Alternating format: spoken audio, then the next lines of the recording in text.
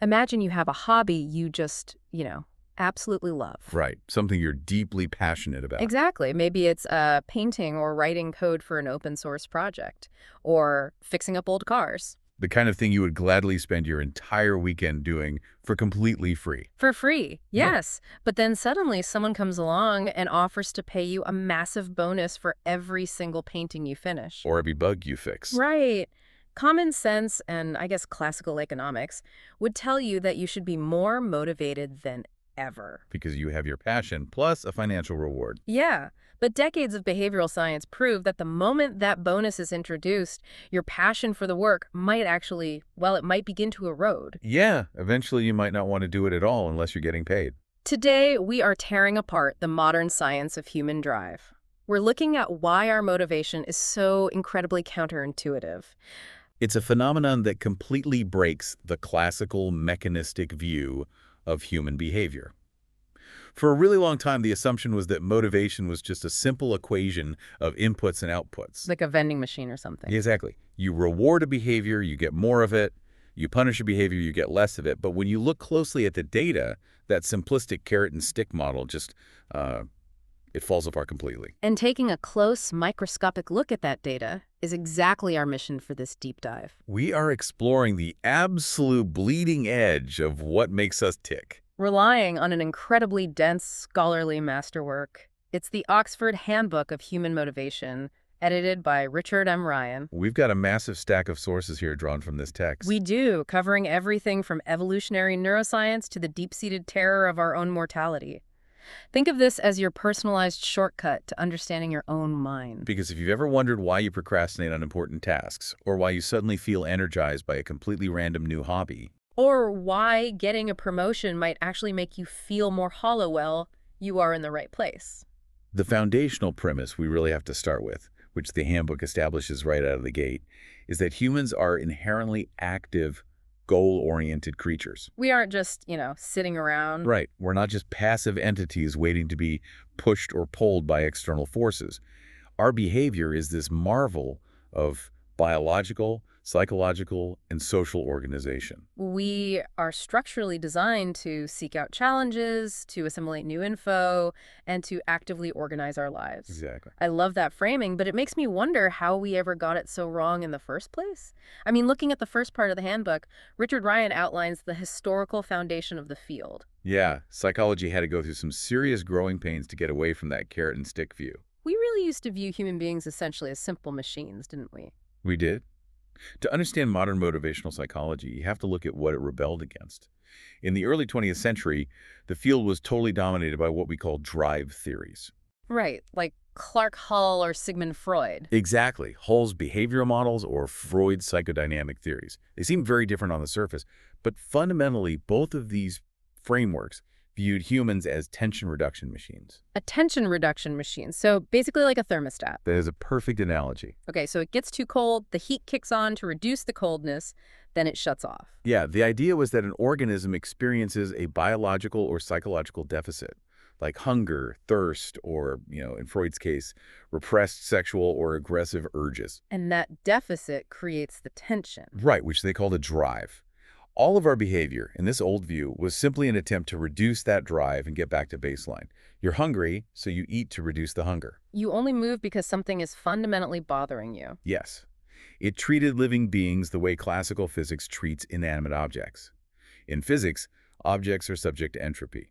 Their natural state is rest or eventual decay. Okay, let's unpack this, because the handbook points out that motivation is a problem unique to the life sciences, right? Very much so. Living organisms demonstrate something profoundly different from entropy.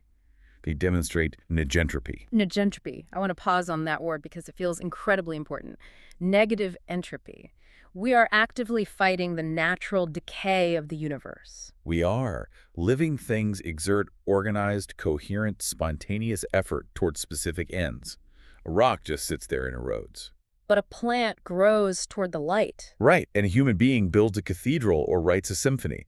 We don't just sit there until a deficit forces us to move. We explore our environment, we play, we create, we seek out novelty. We actively organize our internal and external worlds. Exactly. The drive reduction theorists couldn't explain spontaneous play or the desire to solve a complex puzzle just for the fun of it. Which brings us to the cognitive revolution in the mid-20th century. But I have to say, looking at the text, there is a massive paradox here. Oh, If cognitive psychology was so revolutionary and focused on the brilliant complexities of the mind, why does the handbook explicitly say that the cognitive revolution temporarily declared the study of motivation dead? It's a really fascinating piece of scientific history. The cognitive revolution was an undeniable leap forward because it allowed psychologists to finally look inside the black box of the mind. Instead of just looking at a stimulus and a response. Right, they started looking at thoughts, memories, and information processing. But in doing so, they kind of swung the pendulum too far. They reduced motivation to mere expectancies and valences. Let's break those terms down for a second. Valences, in this context, just means the emotional weight or value we attach to a specific outcome. Right. Yeah. Like how desperately I want that promotion or how badly I want to avoid being fired. Exactly. And expectancy is just your calculation of the probability that your action will actually lead to that outcome. So the cognitive psychologists essentially turned human motivation into a cold, calculating math equation. They did. It was basically, if I believe action X has a high probability of leading to outcome Y, and I place a high positive valence on outcome Y, then I will execute action X. Wow. They turned us into little corporate accountants computing our daily return on investment. Yeah, they really did. And while expectancies and values are certainly part of the puzzle, behavior is just vastly more complex and irrational than that. You can't just calculate your way into sustained passion for a career.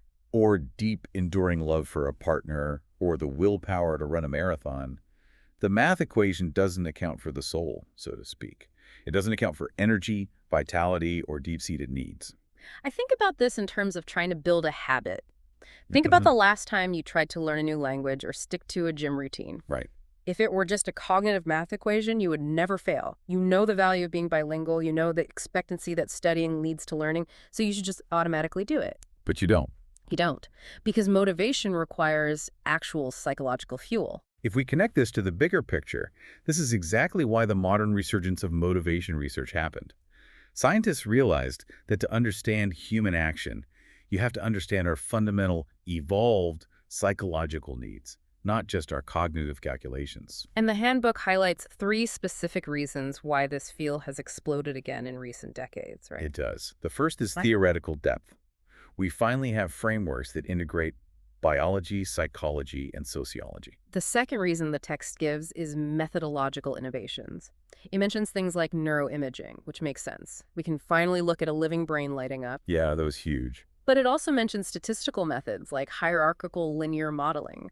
How does a math model revolutionize motivation? Well, hierarchical linear modeling, or Yeah. HLM, allowed researchers to finally study people in their actual, messy, real-world contexts instead of just in isolated labs. Oh, interesting. Before HLM, statistics really struggled to separate the individual from their environment. But with it, you can study a student's motivation while simultaneously accounting for the influence of their specific classroom. And the influence of their school district. Exactly. And the influence of their socioeconomic status, all at the exact same time. It allows us to see how nested environments affect the individual. Which perfectly tees up the third reason for the resurgence. Practical translational importance. We aren't just studying this in a vacuum. No, we desperately need this science to fix societal issues, from educational dropout rates to workplace burnout. We need to know what actually energizes human beings. So let's dive into the mechanics of that energy. Let's look at one of the first major theories that started putting these complex pieces together. Albert Bandura's social cognitive theory. Yes, analyzed deeply in Chapter 2. This theory is all about how our environment, our behavior, and our personal beliefs constantly bounce off each other. The handbook calls it triadic reciprocality. Triadic reciprocality is the absolute core of Bandura's model. It proposes that you cannot separate a person's internal thoughts from their outward behavior. And you can't separate either of those from the environment they operate in. Exactly. They exist in a continuous dynamic feedback loop. Let's ground this in a real-world scenario. Let's take a high school student sitting in a math class. That is a perfect example. Let's say this student harbors a personal belief. I am fundamentally bad at math. Okay, so that is the personal cognitive factor. Right. Because they hold this belief, they feel anxious. So they act out in class, crack jokes, or simply refuse to do the homework. That is the behavioral factor. And the teacher sees this behavior. The teacher doesn't see the internal anxiety, they just see a disruptive student. So the teacher reacts with frustration, maybe gives them a poor grade or criticizes them in front of the class. Exactly. That teacher's reaction constitutes the social environmental factor. And where does that environmental feedback go? It feeds right back into the student's original personal belief. Yes. The student thinks, see, the teacher's mad at me, I'm failing the tests, I really am terrible at math. The loop strengthens itself. The belief drives the behavior shapes the environment, and the environment reinforces the belief. It is a relentless, self-fulfilling prophecy machine. Really? And the primary fuel regulating this machine, according to social cognitive theory, is a very specific concept called self-efficacy. Now, the text makes a massive point of distinguishing this from self-esteem. Yes, the distinction is critical. Self-esteem is a generalized, global evaluation of your own self-worth. It's how much you like yourself. I am a good person. I am a valuable member of society. Right. Self-efficacy, however, is laser-focused. Right. It's your specific belief in your capability to execute a particular task or achieve a particular goal in a specific context. So I could have incredible sky-high self-esteem. I love myself. I think I'm a great guy. But if you ask me to pilot a commercial jet, my self-efficacy for flying that plane is absolute zero. Precisely. And conversely, someone might suffer from clinical depression and have terrible overall self-esteem. But if they are a concert pianist, their self-efficacy when they sit down at a keyboard might be extraordinary. Wow. Yeah, that makes total sense. Bandura's research proved that self-efficacy is one of the strongest predictors of human behavior. If you do not believe you can execute the actions required to produce a given outcome, you will simply not attempt the behavior, no matter how much you value the outcome. I think of self-efficacy like a muscle. If I want to believe I can deadlift 200 pounds, just standing in front of a mirror telling myself I am strong doesn't actually build the belief. No, your brain is too smart to be tricked by empty affirmations. Exactly. I have Yeah. to build the belief systematically. And the handbook actually breaks down exactly how we build it, listing 4 primary sources of self-efficacy. Let's walk through those because they are deeply practical. The first, and by far the most powerful source, is mastery experiences. This is exactly what I just described with the deadlift. Yes, it's the undeniable evidence of your own past successes. If you have successfully coded a website before, your self-efficacy for coding another one is extremely high. Your brain has historical proof that you possess the capability. The proof is in the pudding. But we can't always rely on our own past, especially when trying something brand new. So the second source is vicarious experiences. Yes, this involves observing others succeed. But the crucial caveat here is that the person you are observing must be perceived as similar to yourself. Right. Context matters. If you're an amateur runner, watching an Olympic gold medalist break a world record does not raise your self-efficacy. In fact, it might seem so unattainable that it lowers it. Oh, definitely. But if you watch your peer, who has the exact same level of training and the same body type as you, successfully run a marathon, your belief that you can do it skyrockets. You think, well, if they can do it, I can definitely do it. That makes total sense. Now, the third source is what we see in every sports movie ever made: social persuasion. This is the locker room pep talk. Someone you trust looking you in the eye and saying, you have the skills to pull this off. It is the most common tool we use to motivate others, but the handbook notes that it's surprisingly fragile. Social persuasion can give someone a temporary boost to initiate an action. But if it doesn't work out, Right. If you hype someone up, convincing them they have the skills, and then they go out, attempt the task, and completely fail because they lacked the actual competence, the psychological crash is devastating. wow. Their self-efficacy doesn't just return to baseline, it drops far below it. And worse, they lose trust in the person who persuaded them. It's like pushing someone out of an airplane and telling them they'll figure out how to fly on the way down. When they hit the ground, they aren't going to trust your advice next time. Which is why effective social persuasion isn't just empty cheerleading. It has to be paired with structuring the environment so the person can actually achieve a small mastery experience. Now, the fourth source is the one that completely blew my mind, because we rarely think of it as a psychological tool.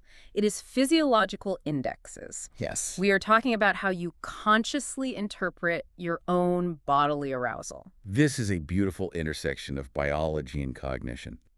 Imagine you are standing behind a curtain, about to walk out on a stage and give a public speech to 1,000 people. Okay, I'm already sweating. Your sympathetic nervous system kicks in, your heart is pounding against your ribs, your palms are sweating, your breathing is shallow. For most people, that is the exact definition of terror. It is. But the physiological arousal itself is neutral. It is just your body mobilizing energy, pumping oxygen to your brain and muscles. Right. The critical variable is your cognitive interpretation of that state. If you interpret that pounding heart as panic, as proof that you're about to fail and humiliate yourself, your self-efficacy plummets. Your brain sends a signal to abort the mission. But if you have been trained to interpret that exact same pounding heart as excitement, Yes. As your body priming you for peak performance, giving you the energy you need to command the room, your self-efficacy remains intact or even rises. it's reframing the biological data. You're telling your brain, I'm not dying, I'm just getting ready to fight. Exactly. And speaking of what we tell our brains, the text dives into a concept called cognitive self-modeling. Is this basically the psychological term for visualization? Like an athlete envisioning the perfect jump before they actually take off? It is the scientific foundation of visualization.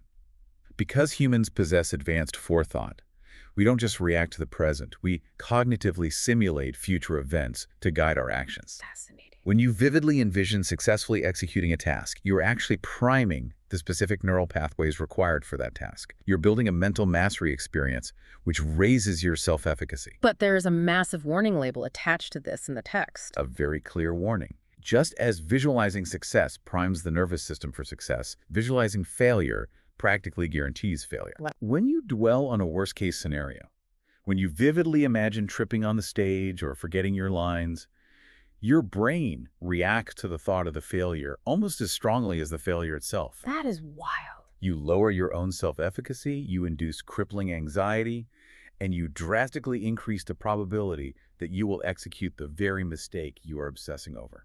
That is terrifying because our brains are naturally wired to obsess over threats.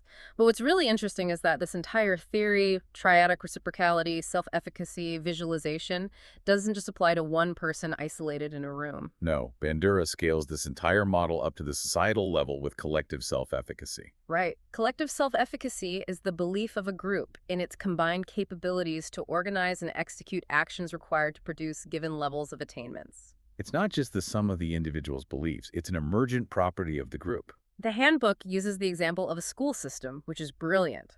Think about a group of teachers working in a highly underfunded, struggling school district. If the teachers collectively believe they are powerless, if the collective efficacy is low, they will invest less effort, they will surrender to systemic hurdles, and the student outcomes will plummet, regardless of how individually talented any single teacher might be.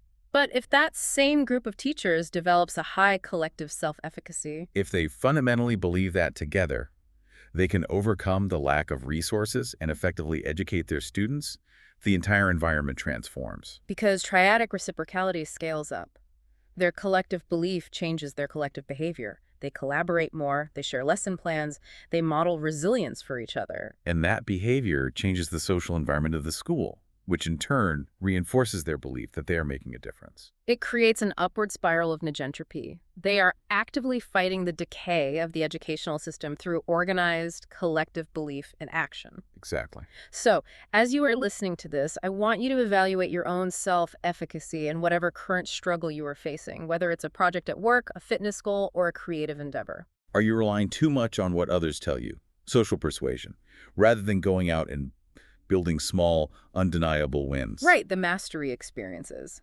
When your heart races, do you tell yourself you are panicking? Or do you tell yourself you are preparing? Are you visualizing the catastrophe, or are you priming your brain for the successful execution? It completely shifts how you approach the architecture of your own belief. Mm-hmm. But as crucial as self-efficacy is, we really have to recognize its limits. Because believing you are highly capable of doing something is only part of the equation. Right. You also have to actually want to do it. I might have extremely high self-efficacy for digging a ditch. I know exactly how to use a shovel, but I have absolutely zero motivation to go out and dig a ditch right now. Which means we need to look deeper. We need to look at what actually makes us care. And that brings us to what might be the absolute bedrock of human drive, a theory so expansive it gets its own massive section in the handbook. Chapter 6, covering self-determination theory, or SDT. If there is a single unifying crown jewel in modern motivational psychology, it is self-determination theory, developed by Edward Deci and Richard Ryan. It's a macro theory of human motivation, emotion, and development. It takes that concept of negentropy, that we are active, growth-oriented organisms, and asks a fundamental question. What specific conditions does a human being need to actually grow and thrive? And their answer is incredibly elegant. They propose that just like a physical plant needs water, sunlight, and soil to photosynthesize and grow, the human psyche requires three fundamental universal psychological nutrients. If we get them, we thrive. If we don't, we wilt. Those three needs are autonomy, competence, and relatedness. Let's define those precisely because everyday language often obscures their scientific meaning. Let's start with autonomy because it is perhaps the most misunderstood. Definitely. In Western culture, autonomy is often conflated with fierce independence, individualism, or acting selfishly without regard for others. That is not what SDT means by autonomy. Right, it doesn't mean moving to a cabin in the woods and never speaking to society again. Exactly. Yeah. In SDT, autonomy means volition. It is the deep-seated feeling that your actions are fully endorsed by your true self. It's the experience of acting with a sense of choice and psychological freedom. So you can be highly dependent on someone else, but still act autonomously if you wholly endorse that dependence. You can follow a strict set of rules, provided you understand and genuinely agree with the value of those rules. It's the difference between doing something because you want to versus doing something because you feel deeply pressured, coerced, or manipulated into doing it. Precisely. The second need is competence. This is very closely related to Bandura's concept of self-efficacy. Okay, how so? Competence is the psychological need to feel effective in navigating your environment, to experience opportunities to exercise and express your capacities, and to bring about desired outcomes. It's the joy of mastering a new skill, of solving a difficult problem, of feeling capable. Exactly. And the third is relatedness, which makes perfect evolutionary sense for a social species. Relatedness is the deep need to feel connected to others, to feel cared for, to care for others, and to feel a sense of belonging to a larger group or community. When an environment supports these three basic psychological needs, when you feel volitional, capable, and connected, you experience the highest quality of human motivation. Right, which we call intrinsic motivation. Intrinsic motivation is the holy grail. This is doing something purely for the inherent joy, interest, and satisfaction of the activity itself. Reading a novel because you are captivated by the story. Playing a game of basketball just because the movement and the strategy are inherently fun. Exploring a new city just out of pure curiosity, there's no external reward driving the behavior. The behavior is the reward. But SDT acknowledges a harsh reality. We do not live in a utopian world where we can be intrinsically motivated to do everything. Oh, absolutely not. Society requires us to perform countless tasks that are not inherently joyful. We have to pay our taxes, we have to take out the garbage, we have to sit through mundane administrative meetings at work. And this is where extrinsic motivation comes in. This is doing an activity not for its own sake, but to attain some separable outcome. But here is where Deci and Ryan revolutionized the field.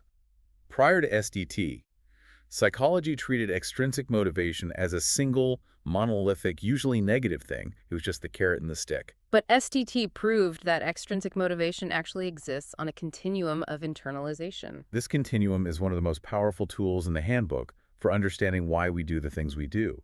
It maps out how an external rule or pressure can be slowly digested and assimilated into our own identity. Let's walk through this continuum, starting from the most controlling end and moving toward freedom. At the far left, you have external regulation. This is the classic carrot and stick. External regulation is pure operant conditioning. The behavior is entirely dependent on an external contingency.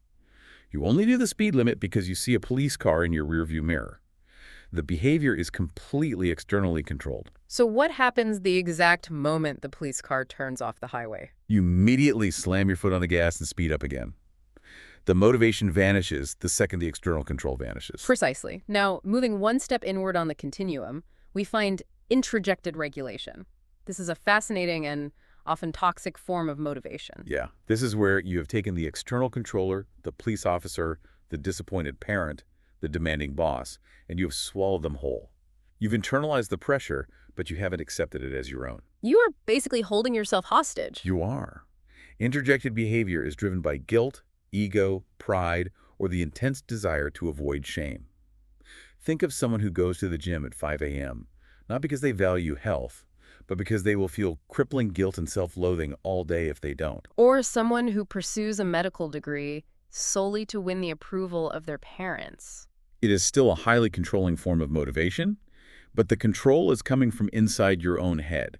Your brain is treating you like a hostile employee. And that sounds absolutely exhausting. It is a massive drain on psychological energy. But if we keep moving along the continuum, we cross a critical threshold into autonomous forms of extrinsic motivation.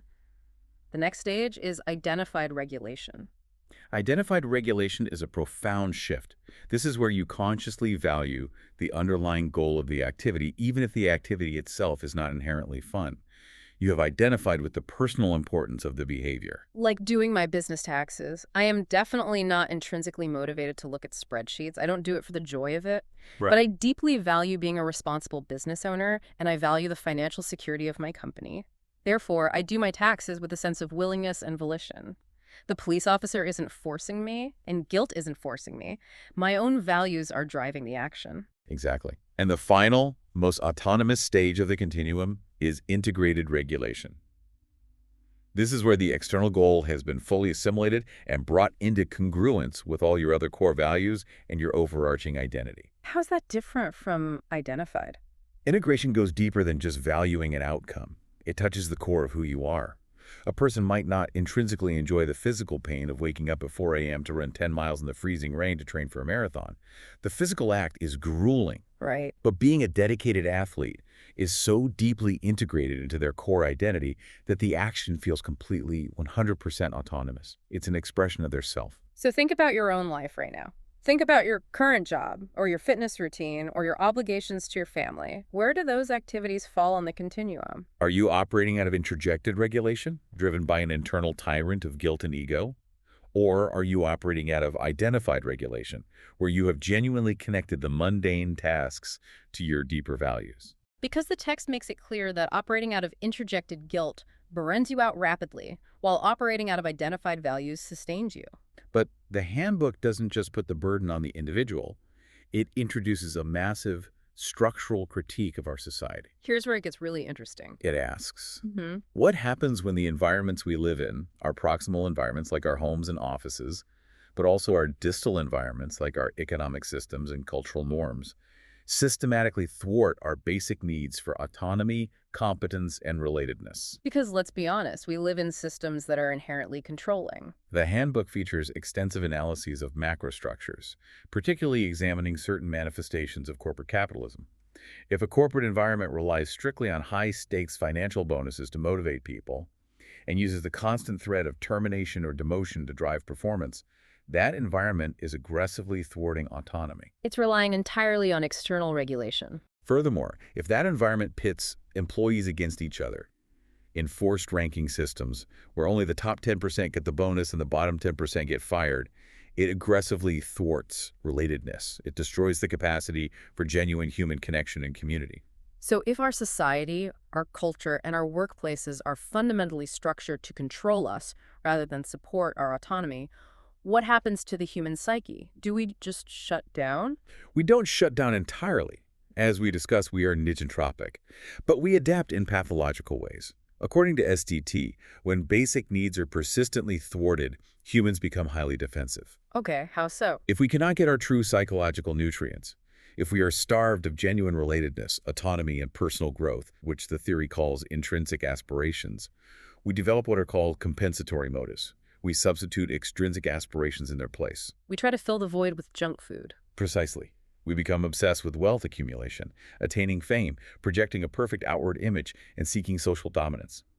We think, if I can't be loved and free, I will be rich and powerful. But the empirical research across dozens of cultures is incredibly sobering.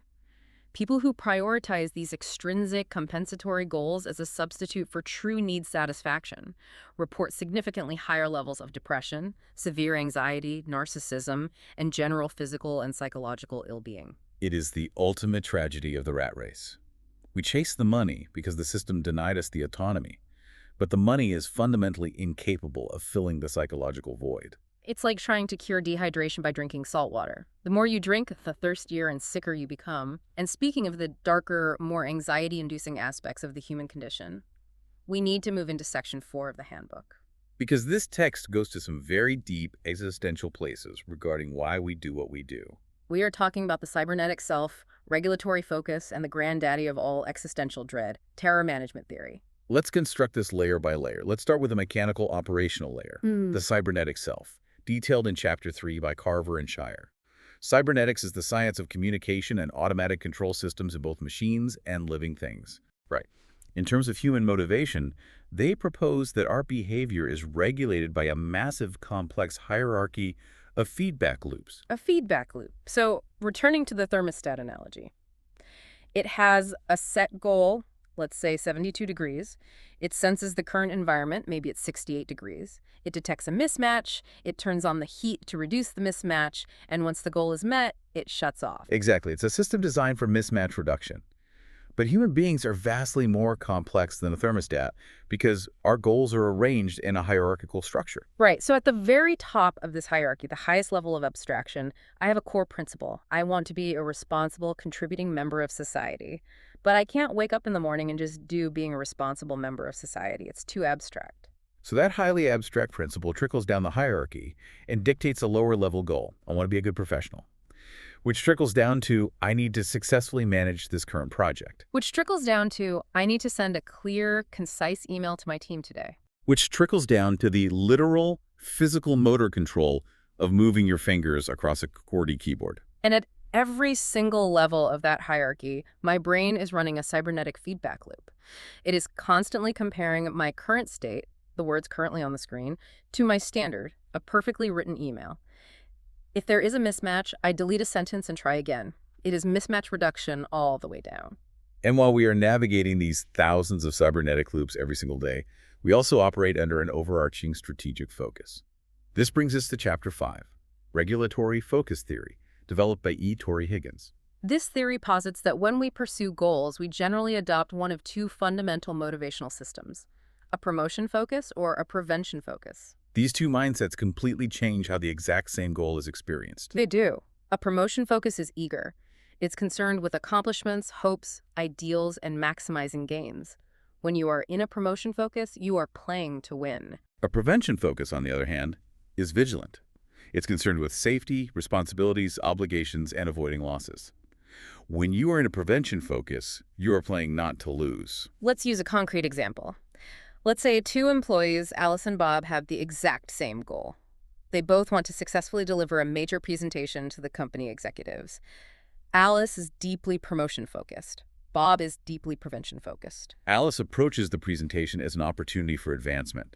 She is eager. She might include bold new ideas. She focuses on how this could elevate her career. She is maximizing her potential gains. If the presentation goes well, she experiences intense joy and elation.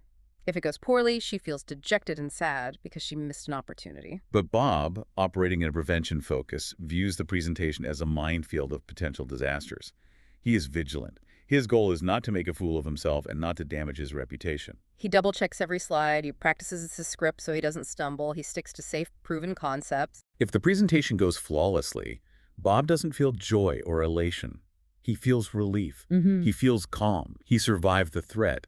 But if he makes a mistake, he doesn't feel dejected. He feels agitated, panicked, and highly anxious. Understanding this distinction is an incredible tool for leadership and self-management. If you are managing a team, you need to recognize that a promotion-focused employee will be energized by hearing about opportunities for growth, innovation, and blue sky thinking. But if you try to motivate a prevention-focused employee with blue sky thinking, you will just stress them out. They need to hear about how their meticulous work is securing the project, avoiding errors, and fulfilling their responsibilities. It is brilliant. But hovering over all of these cybernetic loops and lurking beneath our promotion or prevention strategies is a fundamental biological paradox that threatens to break the entire system. And that brings us to Chapter 4, Terror Management Theory, or TMT. Yes. I have to admit, reading this chapter felt more like reading existential philosophy than psychology. What's fascinating here is that TMT is arguably one of the most profound theories in the entire handbook. It starts with a uniquely human evolutionary problem. Like all biological organisms, humans possess a massive, deeply ingrained biological imperative to survive. Every cell in our body is fighting for continued existence. But unlike any other animal on Earth, our advanced cognitive capacities, our forethought, our self-awareness, give us a terrifying piece of information. We are unequivocally, unavoidably going to die. We are born with an absolute instinct to live, yet we are smart enough to realize that the instinct is ultimately doomed to fail. That cognitive clash, the desire for life colliding with the absolute certainty of death, creates the potential for paralyzing existential terror. If we were constantly consciously aware of our own fragility and impending doom, we would be unable to function. Right. We wouldn't build cities or fall in love or send emails. We would just be curled up in a ball on the floor. So, to stop ourselves from living in a permanent state of panic, the brain builds massive psychological defense mechanisms. The Handbook outlines that we primarily use two things as anxiety buffers: our cultural worldviews and our self-esteem. That is the core of terror management theory. We invest vast amounts of psychological energy into constructing and defending cultural worldviews. This includes religions, national identities, political affiliations, or even dedicating ourselves to a legacy of science, art, or building a family. We cling to these belief systems because they offer a sense of order, meaning, and most importantly, permanence. They offer the promise of symbolic immortality. Symbolic immortality, meaning even if my physical biological body decays and dies, my nation will endure, my art will be remembered, my scientific contribution will last, my soul will continue. The worldview provides a shield against the terror of impermanence. And where does self-esteem fit into this? In the framework of TMT, self-esteem is not just feeling good about yourself. Self-esteem is the feeling that you are a valuable, contributing member to that meaningful cultural worldview. Right. If you believe your worldview is permanent, and you believe you are a highly valuable part of that worldview, your anxiety buffer is strong. The existential terror is kept safely in the unconscious. Okay, I'm going to pause here because this is the massive aha moment of the entire deep dive. Yeah. Let's connect terror management theory back to the cybernetic feedback loops we just talked about. Yeah. Are you telling me that when I am sitting at my desk obsessively editing a corporate email to my boss to make sure it sounds smart and professional, that low-level cybernetic action is ultimately designed to boost my self-esteem, so I feel like a highly valuable contributor to the cultural worldview of corporate capitalism, so I can achieve symbolic immortality, so I don't have to face the terrifying, fragile reality of my own impending death? It sounds incredibly dramatic when laid out linearly like that, but yes, TMT validates that exact chain of logic. Much of our everyday goal pursuit is non-conscious and defensive, aimed at maintaining our self-esteem to keep the existential terror at bay. And there are hundreds of empirical studies backing this up. Yes, the mortality salient studies.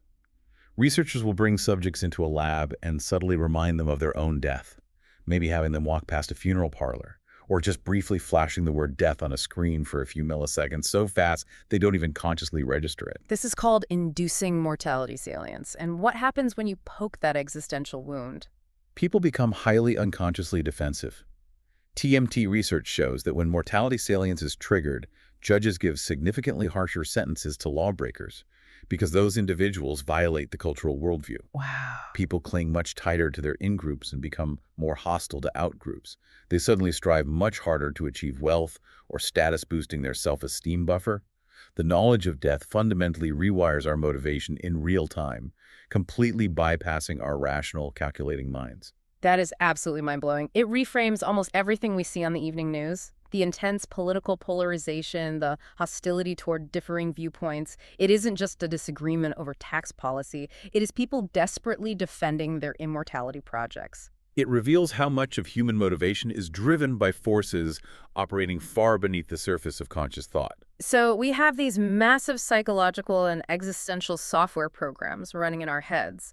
But eventually we have to look at the physical hardware running the software. Right, Section 5 of our outline. We're moving into willpower, curiosity, and the actual neurobiology of drive. Because even if we have a strong worldview and clear goals, how does the physical meat of our brain and body actually sustain the effort? Let's talk about Chapter 7 and the concept of ego depletion. Ego depletion is a fascinating and highly debated theory, primarily championed by researchers like Mark Morevin and Roy Baumeister. They propose that self-control, or willpower, is not just a personality trait or a learned skill. It operates mechanically, much like a physical muscle, and relies on a finite, limited reservoir of psychological and biological energy. So willpower is literally a biological bank account. Yes. And every single time you exert self-control, you make a withdrawal from that account. Right. Doesn't matter what the task is. If you use willpower to suppress your emotions, like biting your tongue when a coworker insults you, Or if you use willpower to resist temptation, like staring at a plate of donuts and forcing yourself not to eat one. or if you use willpower to force yourself to focus on a boring spreadsheet, Hmm. all of these diverse actions drain the exact same central reservoir of energy. So if I spend my entire morning using my willpower to not check social media, to smile politely at a client I dislike, and to focus on a difficult report, I am making massive withdrawals. By 3:00 p.m., your account is overdrawn. So when I finally snap at my coworker or I completely abandon my diet on the drive home, it's not because I am a morally weak person. I have literally depleted the physiological resource required to regulate my behavior. Precisely. And the handbook notes that this process is physically costly. Exerting self-control actually consumes significant amounts of blood glucose in the brain. When glucose drops, your executive function impairs. But this raises a massive practical problem. If self-control is a finite biological bank account that drains rapidly, how do human beings ever achieve long-term, multi-year goals? How do people get through medical school or build a company without just collapsing from permanent mental exhaustion? The handbook offers several critical insights into how we survive our own biology. First, just like a physical muscle, your self-control capacity can actually be hypertrophied, strengthened over time through regular, moderate exercise. Oh, interesting. If you practice small acts of self-control daily, your overall reservoir grows larger. But more importantly, we don't survive by relying on brute force willpower for everything. We survive through automation. And this is where the neuroscience from Chapter 21 becomes crucial. The two-way street between psychology and neurology. Exactly. The brain is an incredibly efficient organ. It hates wasting energy. When you first attempt a novel, complex task, let's say learning a highly complicated new video editing software, it requires massive, conscious, top-down cognitive effort. You are draining your ego depletion reservoir rapidly. You are consciously thinking about where every menu is, what every keystroke does. Neuroimaging shows that during this phase, areas like the precuneus and the prefrontal cortex are highly active, orchestrating your sense of agency, planning, and conscious control. It feels exhausting because it literally is exhausting. But here is the magic of the brain. Over time, as you practice, the hippocampus, which is critical for memory formation, helps automate those procedural skills. It bundles those complex sequences of actions and pushes them down into the basal ganglia and other subcortical structures. It turns into what we casually call muscle memory. Metaphorically, yes. Yeah. As the skills automate, the cognitive load drops precipitously. You no longer need to spend precious blood glucose and brute force willpower to operate the software. Your fingers just do it automatically while you think about the creative aspect of the video. Your anxiety drops, your self-efficacy rises, and your executive functioning resources are freed up to focus on higher-level abstract problem solving. And what about intrinsic motivation? Does that have a specific address in the brain? Wait, does it? It does. The handbook highlights the critical role of the insular cortex.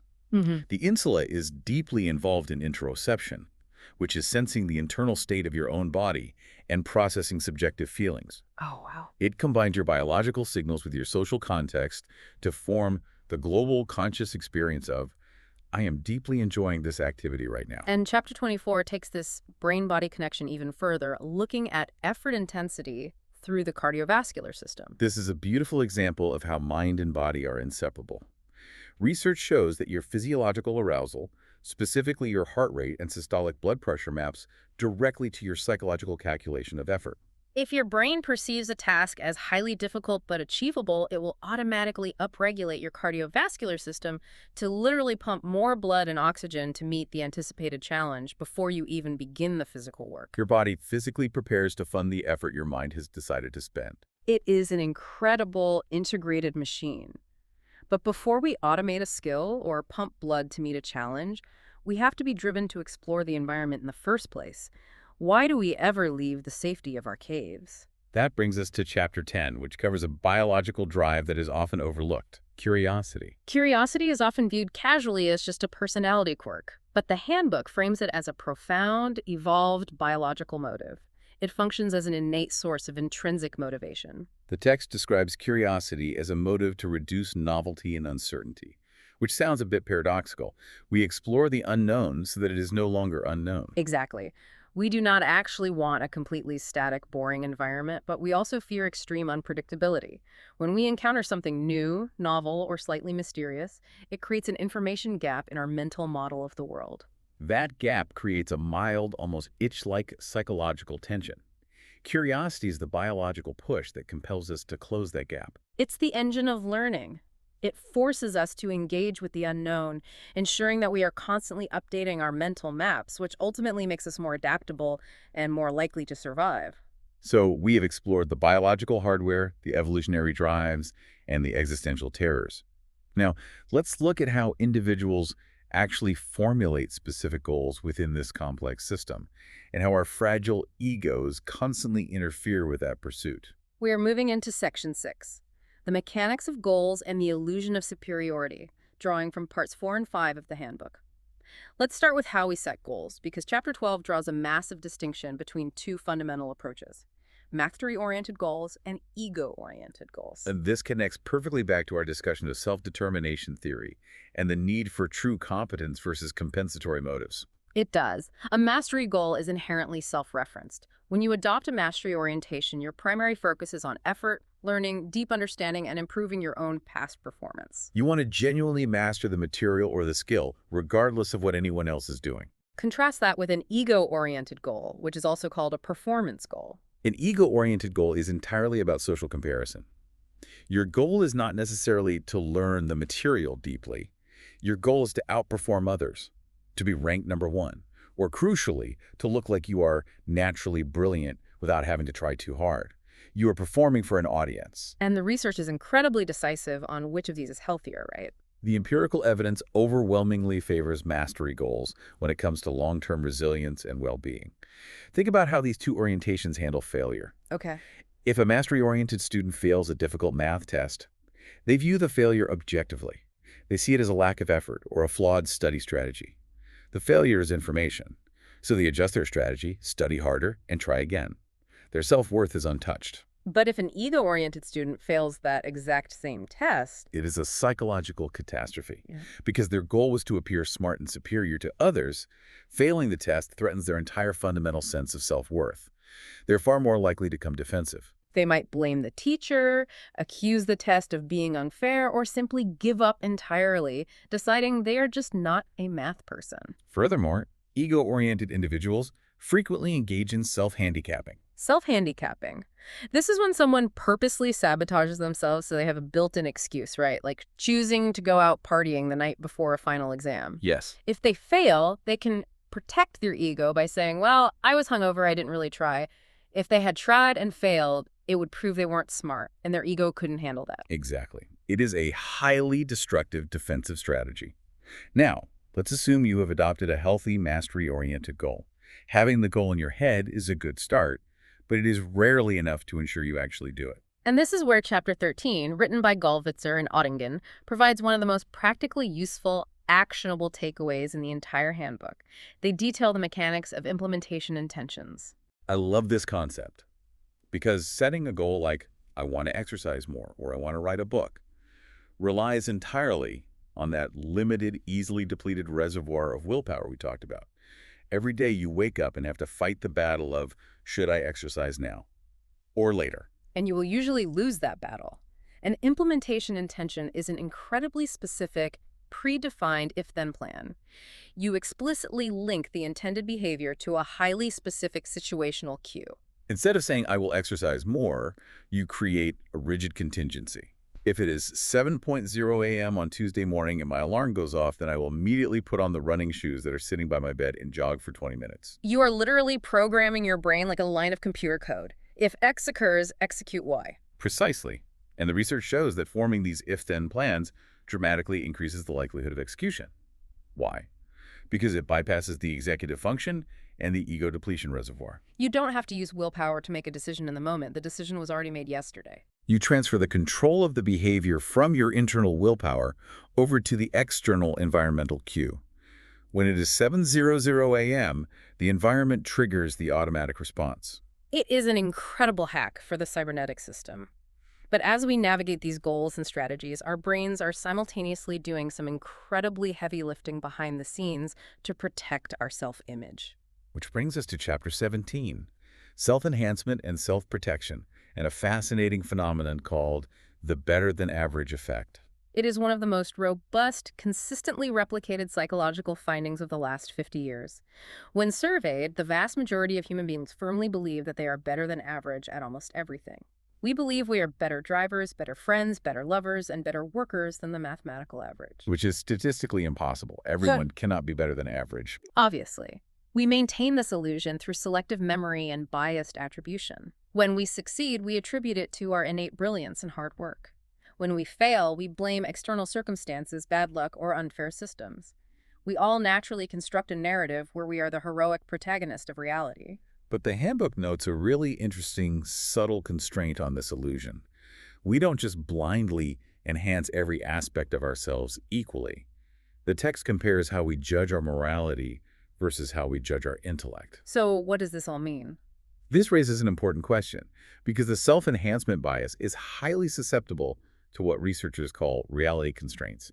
Morality is a highly abstract, subjective concept. Right. It's incredibly easy for me to convince myself that I am a highly ethical, deeply moral person because I judge myself based on my invisible, noble intentions, while I judge everyone else based on their visible, flawed actions. There's no objective ruler to measure morality, so the illusion runs wild. We all think we are saints. But intellect, or specific competence, is much more objectively measurable. If I claim that I am a better-than-average chess player or a better-than-average mathematician, someone can simply put a chessboard or a calculus test in front of me and completely destroy my illusion in 10 minutes. So our brain naturally constrains our self-enhancement bias when there is a high likelihood of being exposed by reality.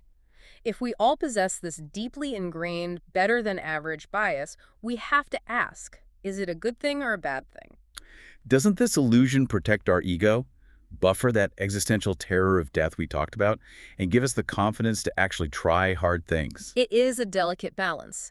A mild positive illusion, a slight overestimation of your own abilities, is actually highly adaptive. It acts as an anxiety buffer and provides the necessary activation energy to initiate action. If we were perfectly, brutally realistic about our own limitations and the probability of failure, we might never start a business or ask someone on a date.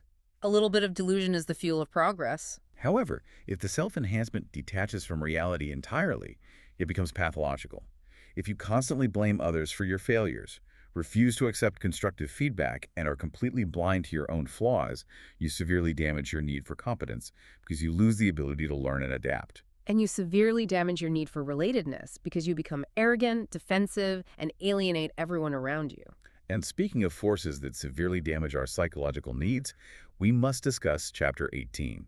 This chapter shifts the focus from individual illusions to massive cultural forces. It covers the gendered body project and objectification theory. This details the severe, measurable motivational costs placed primarily on women in a society that constantly objectifies them. This is a prime, devastating example of how a distal cultural context actively thwarts basic psychological needs. Objectification theory posits that when a culture persistently treats women's bodies as objects to be looked at, evaluated, and consumed by others, it forces women to gradually internalize that observer's perspective on their own bodies. This creates a state known as self-objectification. And what does that actually mean mechanistically for a person's motivation?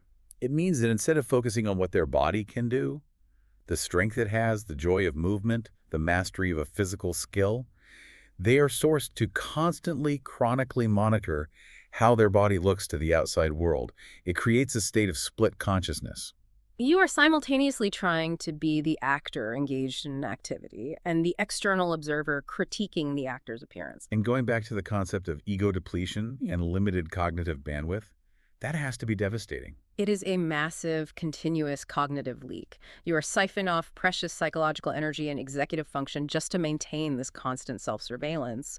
Empirical studies show that inducing a state of self-objectification, even something as simple as having a woman try on a swimsuit in a dressing room with a mirror compared to trying on a sweater, measurably decreases her performance on complex cognitive tasks immediately afterward. It disrupts flow states, it shatters intrinsic motivation, and over time, it leads to significantly higher rates of depression, eating disorders, and overall psychological ill-being. The culture literally drains the biological and psychological resources of the individual. It is a profound structural analysis. Right. It pulls these theories out of the pristine laboratory and shows the real-world flesh and blood costs of our cultural environments, which perfectly sets the stage for Section 7, Motivation and Application. We've covered the history, the biology, and the existential theories.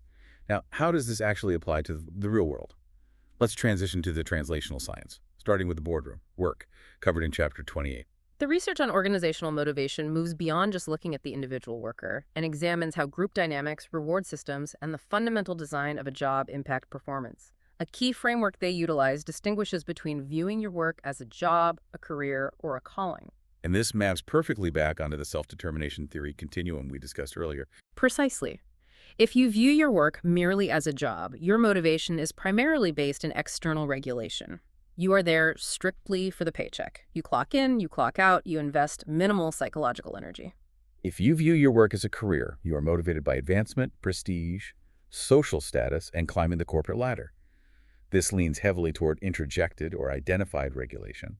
You are invested, but it is still driven by external validation or ego.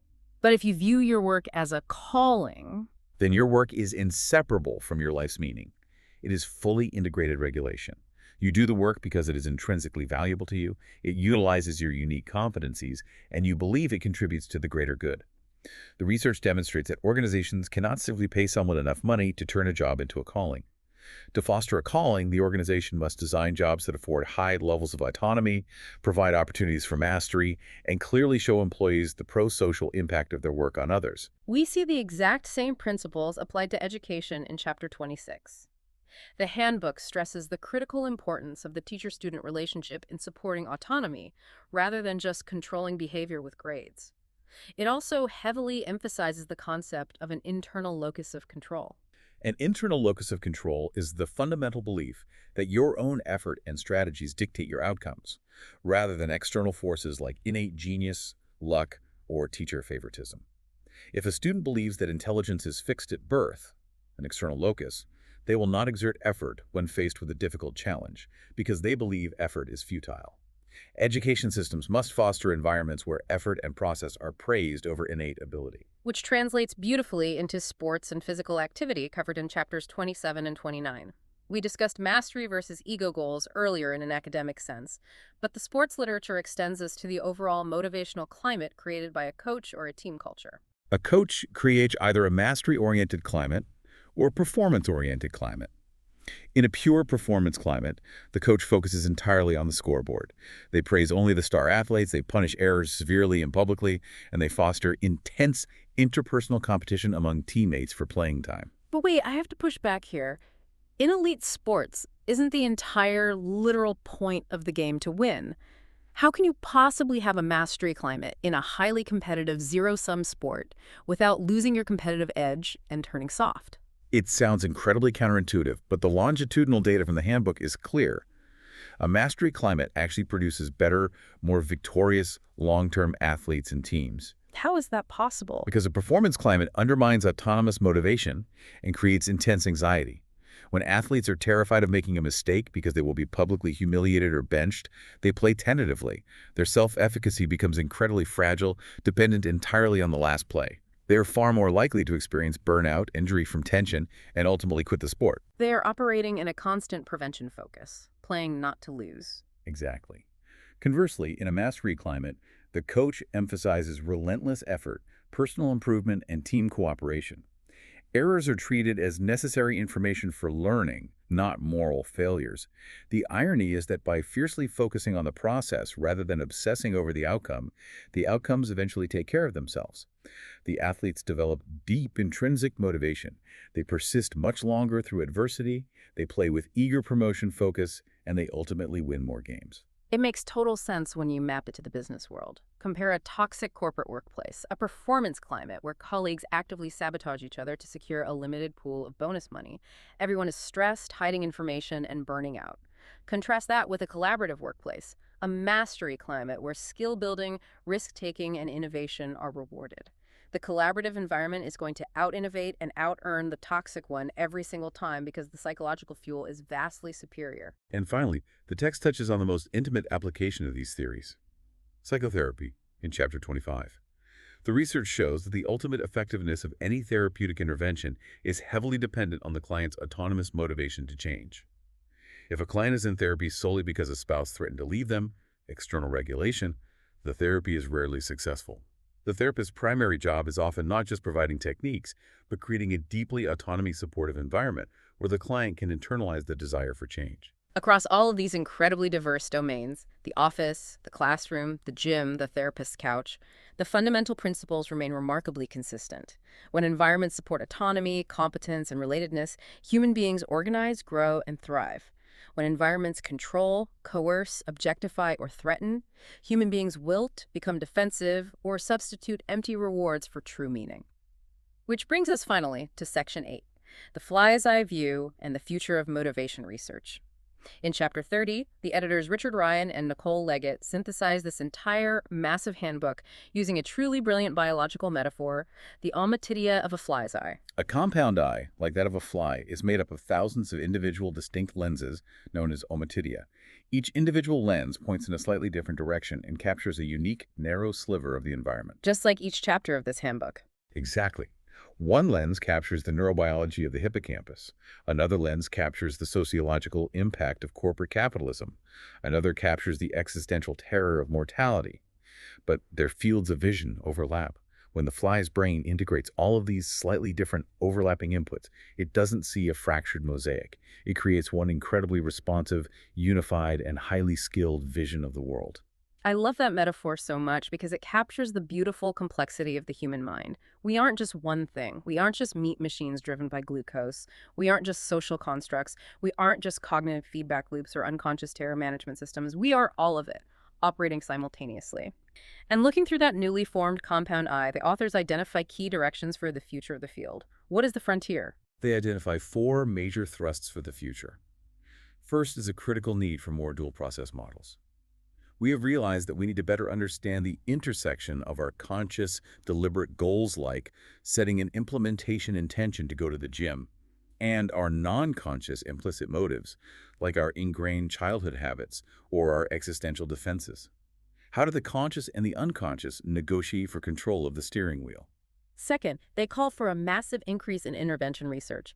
We need to take these elegant theories out of the pristine laboratory and test them in messy, real-world schools, businesses, and clinics to see what actually moves the needle and improves lives. Third is a push for developmental and neuropsychological studies. We need to track how motivation dynamically changes across the entire human lifespan, from infancy through adolescence and into old age, and utilize advanced neuroimaging to map those psychological shifts to biological brain functions in real time. And fourth, a deep focus on individual differences. We need to understand how our unique genetics, our specific cultural backgrounds, and our distinct personality traits moderate the way we are motivated.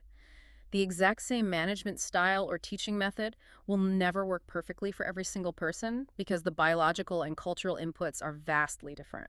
But the ultimate goal of all this research, as the editors emphatically note, is translational. We do not study the mechanics of motivation just to write academic papers. The purpose is to optimize human well-being, to facilitate healthy adaptation to a rapidly changing world, and to tangibly improve our collective quality of life. Knowledge is only truly valuable when it is applied to relieve suffering and promote flourishing. Okay, we have covered an immense, staggering amount of ground today. Let's provide a comprehensive summary of this deep dive. We started by dismantling the old, mechanistic view of human beings as simple tension reduction machines. We realize that motivation is not a simplistic carrot-and-stick dynamic. It is a deeply organized, biologically rooted negentropic system actively fighting decay. We journeyed through Bandura's social cognitive theory, exploring how our beliefs, behaviors, and environments constantly shape each other, and how we build the architecture of our own belief through the specific mechanics of self-efficacy. We dove deep into the bedrock of self-determination theory, discovering that to truly thrive, the human psyche demands the fundamental nutrients of autonomy, competence, and relatedness. We learned that when those needs are thwarted by controlling environments, we defensively substitute intrinsic joy for the hollow pursuit of wealth and status. We navigated the complex cybernetic feedback loops that guide our moment-to-moment actions, analyzing how a promotion or prevention focus changes our experience of success and failure. And we confronted the profound existential dread of terror management theory, realizing that much of our daily striving is an unconscious psychological defense against the awareness of our own mortality. We looked at the harsh biological reality of ego depletion, recognizing that willpower is a finite bank account of blood glucose and cognitive bandwidth that must be managed, not abused. We examined how curiosity acts as an evolutionary drive to close information gaps, and how our brains automate complex skills to save energy. We explored how we protect our fragile egos with a better-than-average effect, the dangers of self-handicapping, and the devastating cognitive and motivational costs of cultural objectification. And finally, we saw how all of this theory directly applies to the real world, how the climates we create in our corporate offices, our school classrooms, and our sports fields can either foster deep, integrated mastery or superficial, fragile performance. You now possess a psychological toolkit to view your own behavior and behavior of everyone around you through multiple lenses.